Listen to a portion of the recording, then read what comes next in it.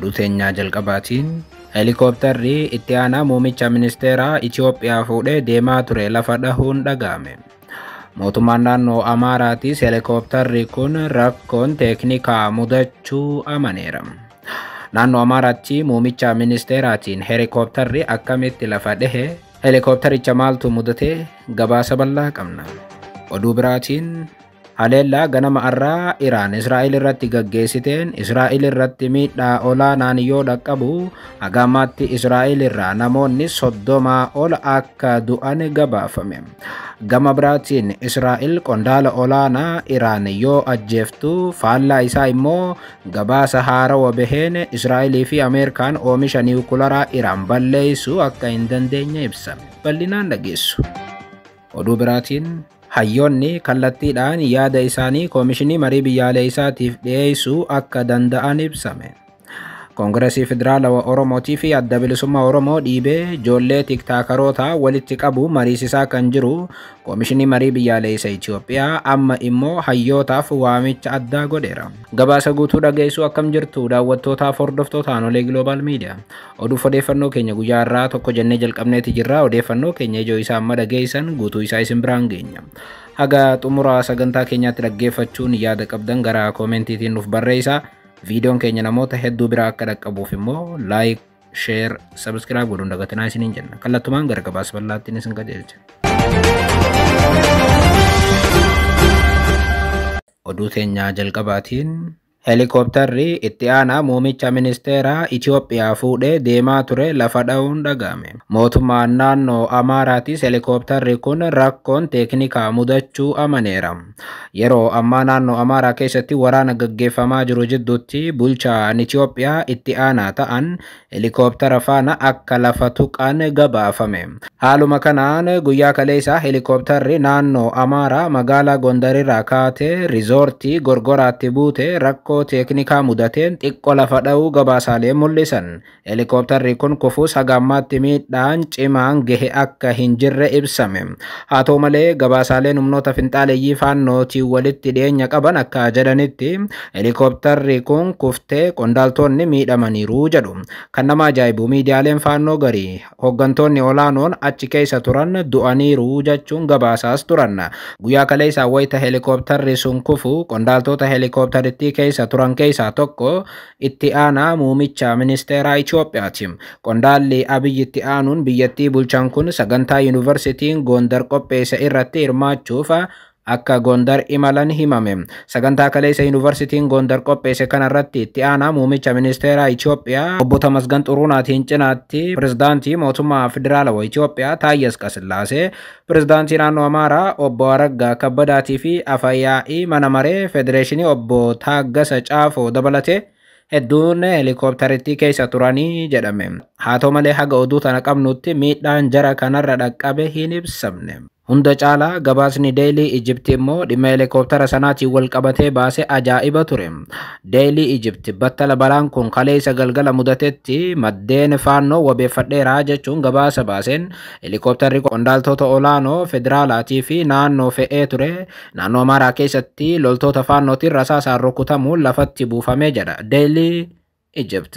Haa ta'u malee mootummaan naannoo Amaaraa ibsa ganama kana baaseen gabaasaaleen dhimma kanarratti hojjetaman hundi isaanii soba jechuun mirkaneesseera. Mootummaan naannoo Amaaraa ibsa baase kanaan helikoophtarri riizoortii Gorgoraatti bu'aa ture rakkoon teeknikaa mudateera jechuun amane. Ibsa gabaabaa biiroon dhimmoota koominikeeshinii naannoo Amaaraa fuula feesbuukii isaa gubbaatti qoodeen sababii rakkoo kanaatiin lubbuun namaa darbe akka hin jirre hubachiisuu feenaa jedha mootummichi. Mootummaan naannichaa balaa sana amanullee miidhaan dhaqqabe akka hin jirre hubachiise. Sababiin balaa kanaa maali wanti jedhu gaaffii namoota hedduuti. Gareen finxaaleeyyii faannoo gama isaaniitiin helikoophtara kana nuutu haleelee lafatti buuse jechuun yoo himan garuu mootummaan naannoo Amaaraa kuni soba jedheera. Odeeffannoo nuti qabnuun immoo balaan xiyyaaraa kun kan mudate baallee helikoophtaraa sana keessaa tokko muka waliin walitti bu'uun akka helikoophtarri sun miidhamu gooteetti jedhame. Sanarra kan darbe balaa jedhame kanaan akkuma mootummaan naannoo Amaaraa ibse namni du'e akka hin jirre ibsame. Isaan cinaatti akka faannoo nuutu helikoophtara kana buuse jettus miti jedhameera. oduu biraatiin haleellaa ganamarraa Iraan Israa'el irratti gaggeessiteen Israa'el irra miidhaa olaanaan yoo dhaqqabu haga ammaatti Israa'el irraa namoonni 30 gahan du'aniiru jedhame. Gama biraatiin Israa'el qondaala olaanaa Iraan yoo ajjeeftu faallaa kana gabaasa haarawaa ba'een immoo Israa'elii fi Ameerikaan oomisha niwukilaraa Iraan balleessuu akka hin dandeenye ibsame. Guyyaa afur dura kan eegale waraanni Iraanii fi Israa'el ammas jabaatee itti fufuun waraana kanaan biyyoota lamaan irra miidhaa guddaan dhaqqabaa jiraas jedhame. Humna qilleensaa jabaa qabdi tan jedhamtu Israa'el yeroo duraatiif haala argitee hin beekneen Iraaniin haleelamuu irratti argamti. Inuma waraanni isii irratti gaggeeffamu jabaachuu hordofee Israa'el siistamni ittisaa ishee akka haaktees himuu irratti argamti. Wal waraansi biyyoota lamaanii qilleensarraan gaggeeffamu kun haga ganama har'aatti kan itti fufe yoo ta'u, ganama kana barii Iraan haleellaa jabaa Israa'el irratti gaggeessiteen Teel Aviivii fi Haayifaa barbadeessiteetti. Kaleessa galgala Israa'el gama isiitiin haleellaa jabaa raawwatteen qondaaltota olaanoo Iraan ajjeeftee turte. Iraan erga ajajoonni dabalataa Israa'eliin jala ajjeefamanii booda akka haarawaatti Israa'el irratti haleellaa gaggeessuu eegalte.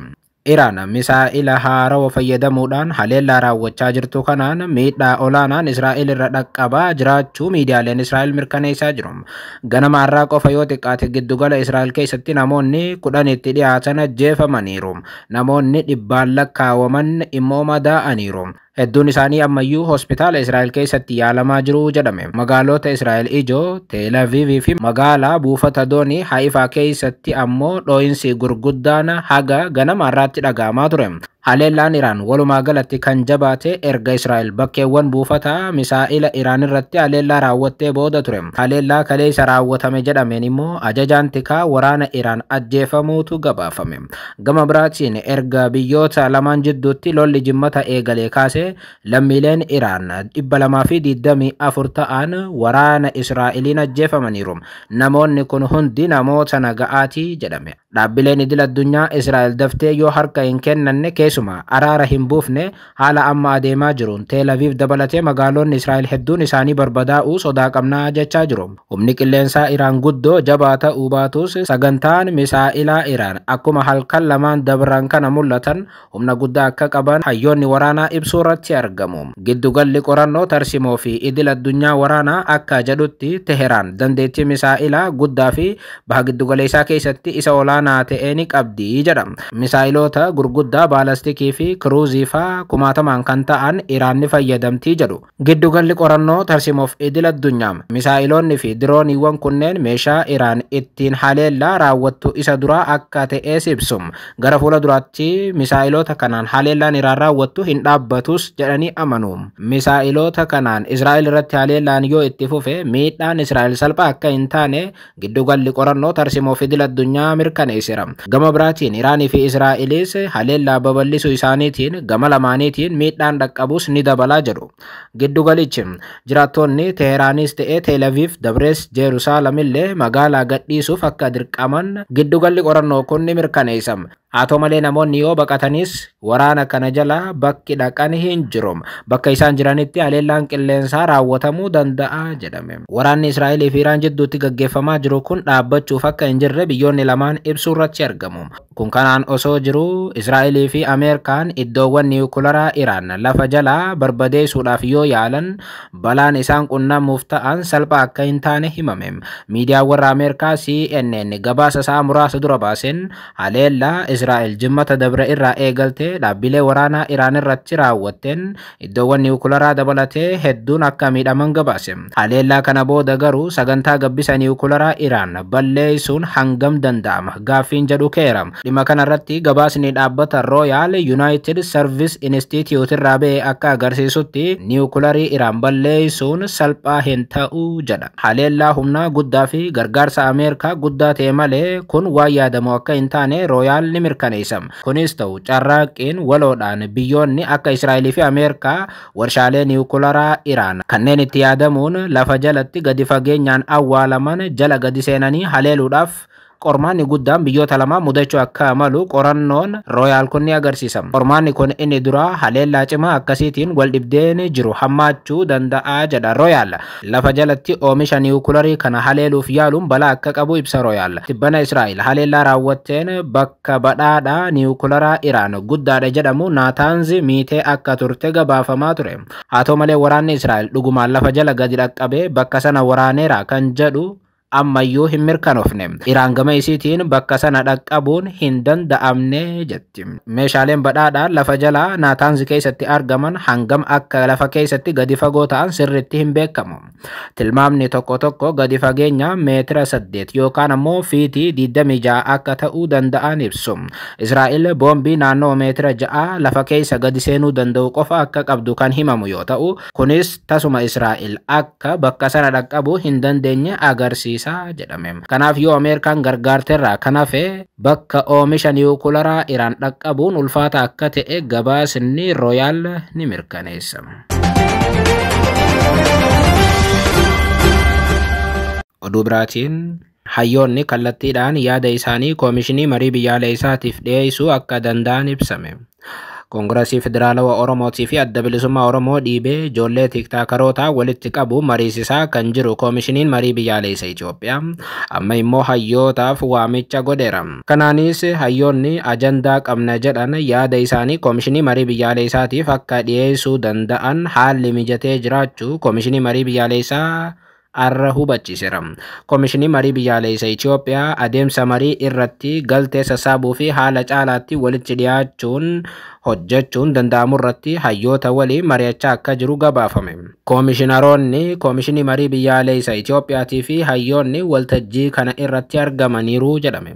Koomishinariin koomishinichaa Malaakuu Waldamaariyaam haasawaa baniinsaa waltajjii sana irratti taasisaniin dhimmoota garaagarummaa yaadaatii fi waliigaltee dhabuudhaaf sababa ta'an adda baasuunii fi mari'achuun bu'aa mo'ataa irra ga'uudhaaf sochii taasisaa jirra jedhan. Kanaafis marii biyyaalessaa dhaabee hojiiwwan hedduu raawwachaa akka jiru hubachiisuun hayyoonni adeemsa marichaa irratti dammaqinaan hirmaachuu akka qaban dhaaman.